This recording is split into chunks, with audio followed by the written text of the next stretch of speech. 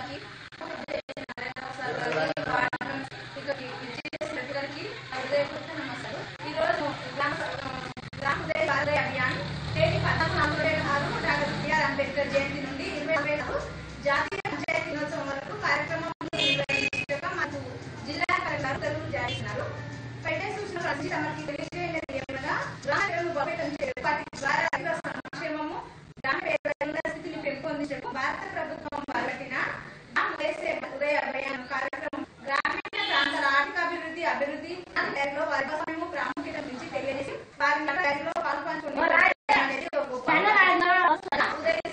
ఉదయ గౌరవ doctor BR Ambedkar గారి 125వ జన్మదినమైన April 14వ తేదీ జాతీయ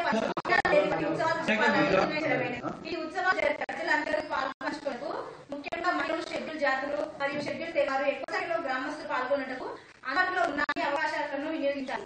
ఇందులో ప్రజలను ఉత్తేజపరచడం అవసరమైన ప్రణాళిక పెద్ద పంచాయతీరాజ్ సంస్థల ప్రజాప్రతినిధులకు మరియు అధికారుల దశలు నిర్వహించడం మరియు ప్రజా ఉద్యమం సక్రమంగా జరిగేలా అన్ని స్థాయిలో పర్యవేక్షణ అవసరం.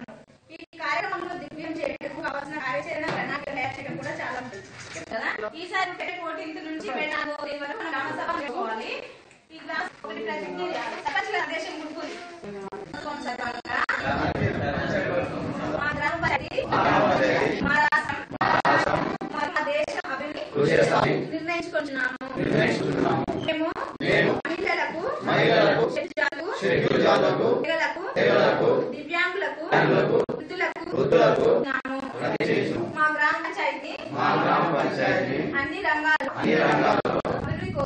అభివృద్ధి కోసం అందుబాటులో ఉన్న అన్ని వనరులను సమన్వయం చేసి ప్రణాళిక చేయడంలో ప్రజలందరి అభిప్రాయాలు తెలుసుకొని అందరం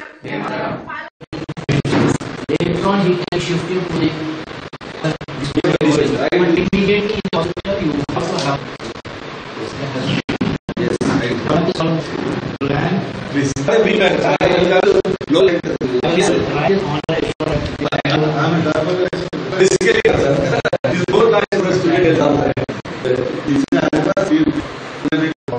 వారు కూడా మాకు ఈ కమిషన్ ఇచ్చే విధంగా రిపోర్ట్ ఇస్తారని నమ్మకం. వారు చిన్న ఇక్కడ ఉన్నటువంటి సమస్యలు బిల్డింగ్ లో కానీ ముఖ్య వికలాంగులు ఉన్నారు వాళ్ళకి సంబంధించినటువంటి లైబ్రరీ కానీ లేకుంటే వర్క్షాప్ కానీ స్టాఫ్ కానీ మెడికల్ వీటన్నింటినీ ఖచ్చితంగా అమలు చేసామని జరిగింది.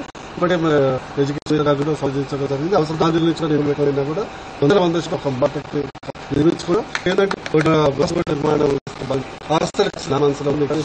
ఖచ్చితంగా 100 స్టూడెంట్స్ నిర్మాణం చేస్తాం. ఇప్పటికే కొంత వేయించినా కూడా పడినటువంటి మన జీవితంలో ఎడ్యుకేషన్ అనేది చాలా ఎడ్యుకేషన్ లో ఇక్కడ ఉన్నటువంటి పేద విద్యార్థులకు జరుగుతూ ఖచ్చితంగా